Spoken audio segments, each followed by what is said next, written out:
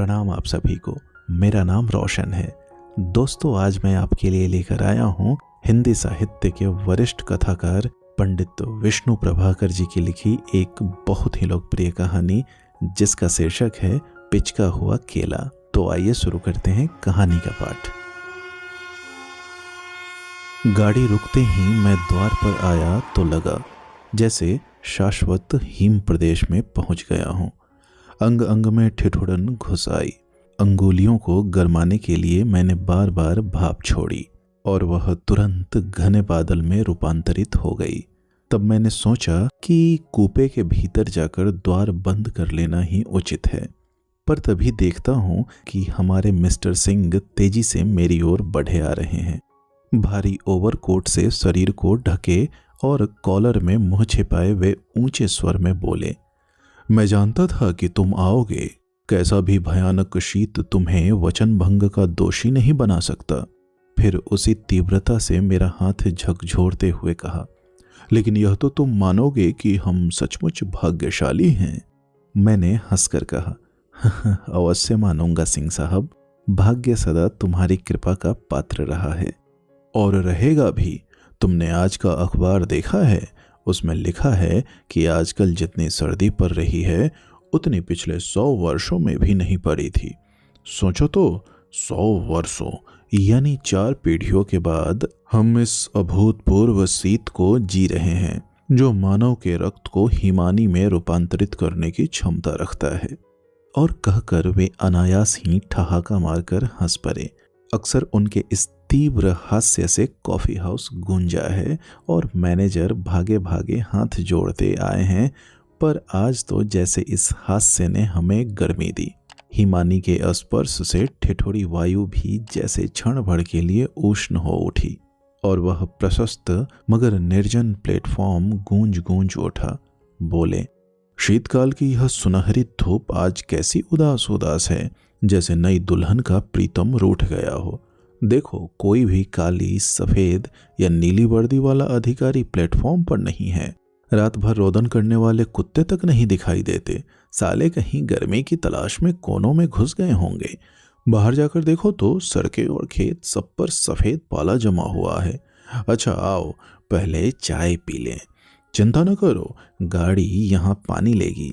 शीत रक्त को जमा सकता है पर प्यास नहीं बुझा सकता। और मेरे उत्तर की चिंता किए बिना वे आगे बढ़ गए। बर्फीली हवा से ठिठुरी पीली पीली धूप से भरा वह विस्तृत प्लेटफॉर्म सचमुच जनाकीर्ण था। केवल 2-4 यात्री साहस करके चाय की तलाश में बाहर आ सके थे, नहीं तो उस चीखती सनसनाती तेज हवा ने सारी ताजगी को सोख लिया था और सब कुछ शापग्रस्त पाषाणी अहिल्या की तरह मूक और श्रीहीन था। हाँ, उस ओर एक ढलती उम्र की एकाकी ग्रामीणा अपनी पुटलिया के सहारे सिमटी सहमी सी ऐसे खड़ी थी जैसे कोई तिरस्कृत प्रतिमा। कुछ दूरी पर इंजन की राख से कोयले बटोरने वाले 3 अर्धनग्न बच्चे हाथ को कसकर छाती में समेटे चित्र लिए घूम रहे थे। एक ने लंगोट के ऊपर शत छिद्रों वाला एकमात्र स्वेटर पहना हुआ था, दूसरे के बदन पर एक जीर्ण शीर्ण कमीज थी और तीसरा, जो अपेक्षाकृत लंबा और काला था, आधी बाहों का कुर्ता पहने था। नहीं मालूम ऐसी रातों में सिर छिपाने के लिए उनके पास कोई गर्म कोना भी है या नहीं, या वे बेघर बार खाना बदोशी की जिंदगी बिताते हैं। तभी सहसा मेरी दृष्टि शेड के नीचे अपनी पूर्व परिचिता ओवरकोट और शॉल धारण किए एक भूतपूर्व महिला एमपी पर पड़ी। मुझे देखकर मुस्कुराती हुई वह मेरी ओर आ रही थी। स्वाभाविक था कि मैं भी शिष्टाचार का पालन करता और इसी आप कैसे हैं, कहाँ से आ रहे हैं, इस भयंकर शीत में कहाँ जाना है, मैं तो जमी जा रही हूँ। पिछले कई वर्षों में ऐसी सर्दी नहीं पड़ी। प्रेमालाप में 5-7 क्षण बीत गए। इसी बीच में अचानक एक दुर्घटना घट गई। क्या देखता हूं कि बेंच के पास खड़ी वह एकाकी बुढ़िया काल मूर्ति बनी पैर के जूते निकालकर कोयले वाले एक लड़के के पीछे भाग रही है और जोर जोर से गाली दे रही है।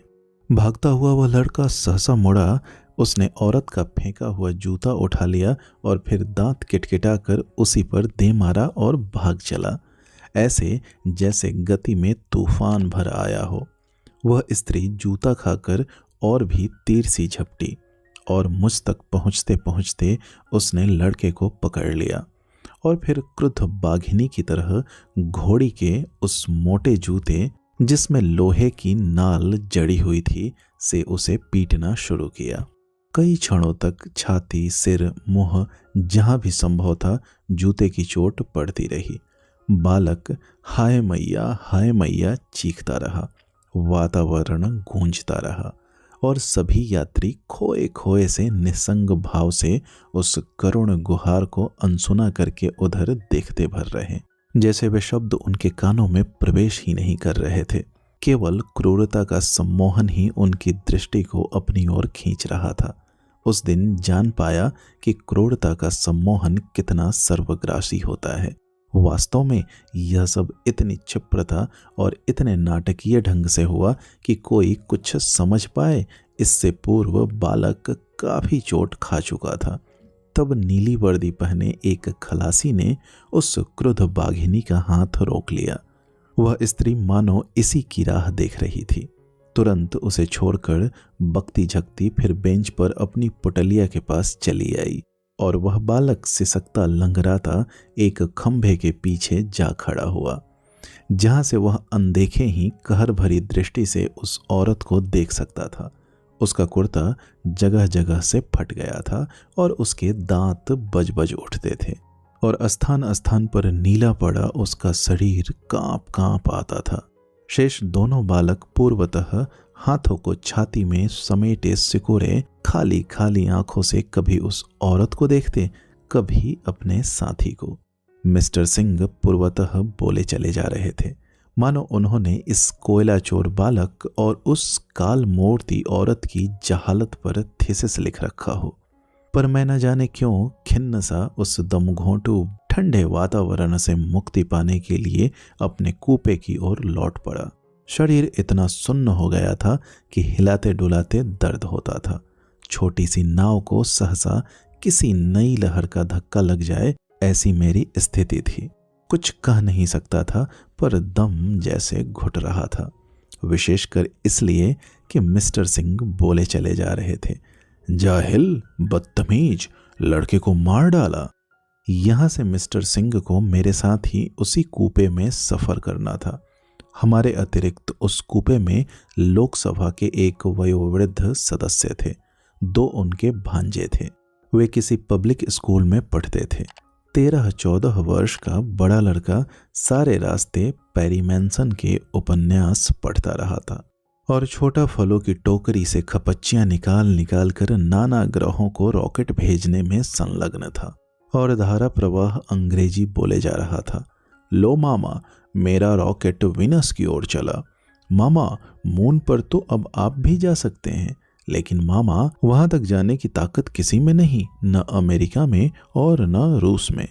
और बोलते बोलते वह चंचल बालक कभी अपने बड़े भाई को चूटी काट लेता था, कभी मामा को गुदगुदा देता था। मामा बार बार दृष्टि उठाकर देखते, मुस्कुराते और फिर कोई थ्रिलर या पब्लिक अकाउंट्स कमेटी की रिपोर्ट पढ़ने में व्यस्त हो जाते। सहसा उन्हें याद आता तो कुछ खाने के लिए बच्चों को देते, कभी संदेश, कभी सेब। जब छोटे भांजे का रॉकेट मामा की ओर चल पड़ा, तब उन्होंने उन्हें एक एक केला दिया।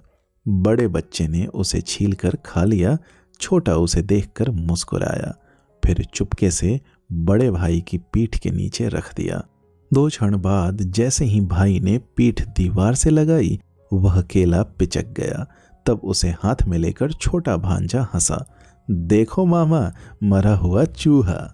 उसे देखकर भाई भी हंसा, मामा भी हंसे, बोले, शैतान, रख दे इसे, अब यह मत खाना। यह सब प्लेटफॉर्म पर गाड़ी के आने से पूर्व ही घट चुका था।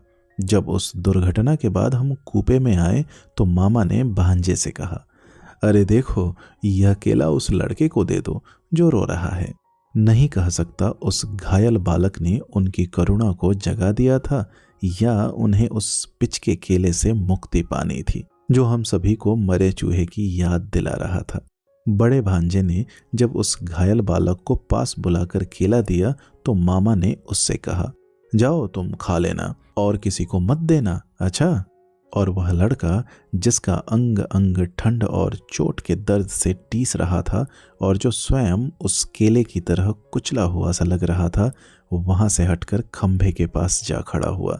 शेष दोनों बालकों ने उसे देखा, पिचके हुए केले को देखा और फिर कई क्षण देखते रहे। धीरे धीरे उनके नेत्रों में चमक आती गई, मुख की भाव भंगिमा भी बदली, मानो कुछ गर्मी मिली। अंत में वे सरकते सरकते उसके पास आ खड़े हुए, मौन, एकटक, केले पर दृष्टि गराए। उस औरत ने भी उस केले को देखा, उन बच्चों को भी देखा। जैसे ही वे पास आकर खड़े हुए, वह आंधी की तरह उधर ही झपटी जैसे उस कुचले हुए केले को छीन लेगी। मेरी सांस आधी ऊपर और आधी नीचे, पर देखता हूं कि वह बिल्कुल पास से निकलकर चली गई। बोली, जब पिट रहा था तब नास पिटे हिले तक नहीं, अब केला देखा तो आ गए लूटने, हरामजादे कुत्ते, खबरदार जो उसे छुआ। सी सी करता हुआ नीली वर्दी वाला खलासी पास से जा रहा था। सुनकर एकाएक अट्टहास कर उठा, बोला, इस पाले में मार मार कर बेचारे की हड्डी पसली एक कर दी जंगली औरत ने और अब हमदर्दी जताती है। तड़प कर उसने गर्दन घुमाई और उत्तर दिया, रहने दे रहने दे, माँ बेटे को इसलिए नहीं मारती कि उसे चोट लगे, यह कोयला चोरों के साथ फिरने लगा था, जुर्माना जेल तू भुगतेगा दाढ़ी जार। और तेज तेज कदम रखती हुई वह जाहिल औरत दूर चली गई। उस ओर से अनभिज्ञ रॉकेट उड़ाते उड़ाते उन एमपी महोदय के छोटे भांजे ने बड़े करुण स्वर में कहा, मामा, इनके माँ बाप इन्हें स्कूल क्यों नहीं भेजते, इन्हें खाने को क्यों नहीं देते, इन्हें पहनने को कपड़े क्यों नहीं देते। मामा बोले, ये लोग गरीब हैं। वह बोला, गरीब तो हमारी आया भी है, पर उसके पास तो चांदी के गहने हैं। मामा ने रिपोर्ट पर से दृष्टि उठाकर कहा, वह तो हम लोगों की कृपा से है, अब तुम ही उसके लिए चांदी की ब्रूच ले जा रहे हो। छोटे भांजे ने ब्रूच को जेब से निकालकर उछाला, हंसा और कहा, मामा, क्यों न इन सब गरीबों को मून पर भेज दिया जाए। उसकी इस मूर्खता पर मामा और बड़े भाई खूब हंसे। भाई ने कहा, वहां तो अमीर लोग ही जा सकते हैं, गरीब कैसे जा सकते हैं। मामा बोले, हम भी नहीं जा सकते और ये लोग तो बेहद जाहिल हैं। असल में प्रकृति जिनको जैसा बनाती है वैसे ही वे रहते हैं, फिर भी हम उनकी गरीबी दूर करने की कोशिश में लगे हुए हैं। यह सब शायद उन्होंने हमें सुनाने के उद्देश्य से कहा था। छोटे भांजे, जो फिर रॉकेट भेजने की तैयारी में व्यस्त हो गया था, ने कुछ उत्तर दिया, पर क्या वह मैं सुन न सका, क्योंकि तभी गाड़ी ने सीटी दी और मैंने देखा मिस्टर सिंह नीचे उतरकर तेज तेज कदमों से बालकों की ओर जा रहे हैं। उनके हाथ में एक स्वेटर है। मैं उन्हें पुकारूं इससे पहले वे स्वयं ही लौट पड़े। गाड़ी रेंग रही थी, प्लेटफॉर्म पीछे छूट रहा था। वे तीनों बच्चे अभी भी चित्रलिखे से खड़े थे। घायल बालक के हाथ में वह कुचला हुआ केला था और शेष दोनों ललचाई दृष्टि से उसे देख रहे थे। सहसा मुझे अमृता शेरगिल के सुप्रसिद्ध चित्र तीन बहनें की याद आ गई। ये तीन बालक थे, उनके बीच में एक मरा हुआ चूहा भी था। तब से जमाना भी तो कितना आगे बढ़ गया है।